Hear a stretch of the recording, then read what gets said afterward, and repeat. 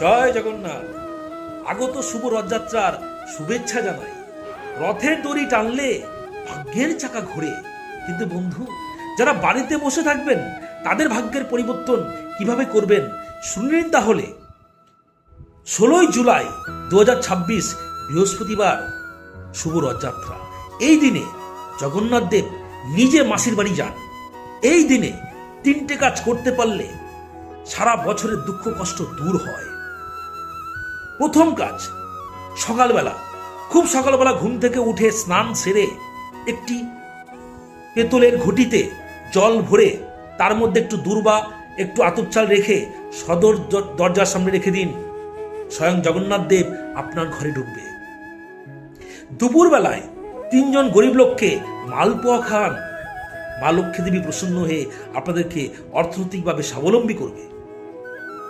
সন্ধেবেলায় ঘিয়ের প্রদীপ ধরিয়ে তুলসী মঞ্চে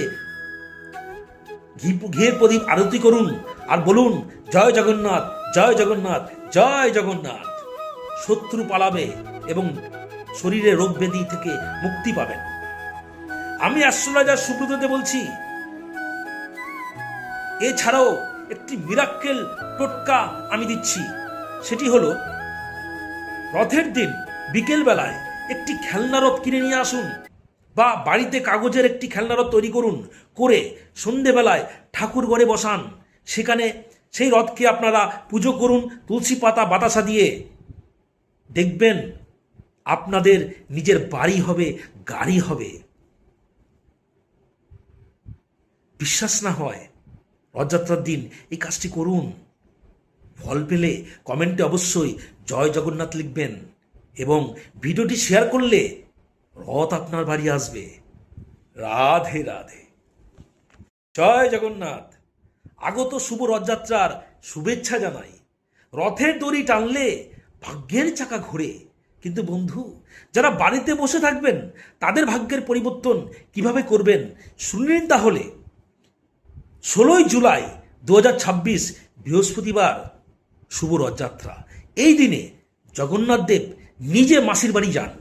এই দিনে 3টে কাজ করতে পারলে সারা বছরের দুঃখ কষ্ট দূর হয়। প্রথম কাজ, সকালবেলা, খুব সকালবেলা ঘুম থেকে উঠে স্নান সেরে একটি পেতলের ঘটিতে জল ভরে তার মধ্যে একটু দূর্বা, একটু আতপ চাল রেখে সদর দরজার সামনে রেখে দিন। স্বয়ং জগন্নাথ দেব আপনার ঘরে ঢুকবে।